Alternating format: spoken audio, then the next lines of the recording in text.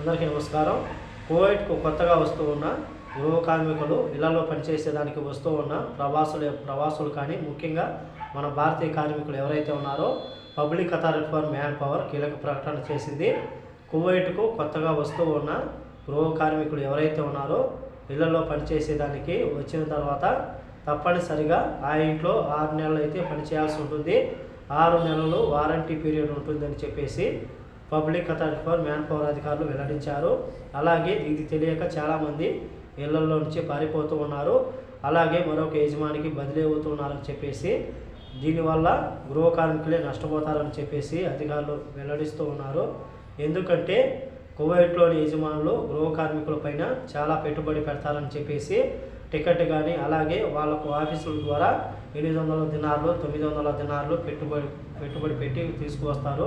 అలాగే వ్యక్తిగత మనం చూసుకుంటే ఎవరైనా పాస్పోర్ట్ పేపర్లు ఇస్తే కానీ వీసా ఇస్తే కానీ 400 దినార్ల వరకు చేస్తున్నారని చెప్పేసి దీంతో కువైట్ యజమాని యొక్క ఆర్థిక పెట్టుబడి ఏదైతే ఉందో ఆ యొక్క పెట్టుబడిను కాపాడేందుకు 6 నెలలు వారంటీ పీరియడ్ పెట్టామని చెప్పేసి ఆ యొక్క పెట్టుబడులను కాపాడేదానికి 6 నెలలు వారంటీ పీరియడ్ పెట్టామని చెప్పేసి ఆ యొక్క వారంటీ పీరియడ్ ఎవరైనా సరే తప్పించుకుని పారిపోతే సరే లేకపోతే ఇంకొక యజమానికి బదిలీ అయినా సరే అది చెల్లదని చెప్పేసి ఆ యొక్క యజమానికి తప్పనిసరిగా ఆ యొక్క అమౌంట్ చెల్లించాల్సి ఉంటుందని చెప్పేసి అధికారులు తెలుపుతున్నారు.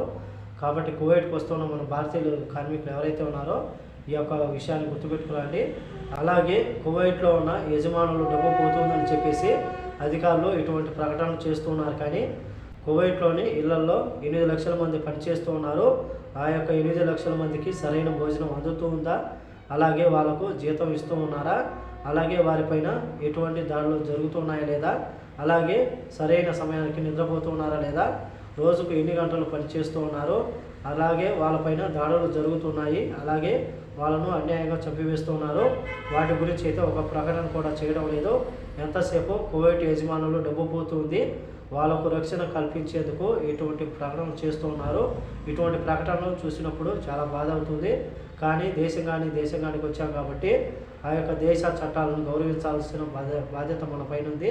కాబట్టి అందులో చాలా జాగ్రత్తగా కోరుకుంటూ ఈ వీడియో నచ్చితే లైక్ చేయండి, షేర్ చేయండి, సబ్స్క్రైబ్ చేసుకోండి. నెక్స్ట్ వీడియోలో మళ్ళీ కలుద్దాం. జై హింద్.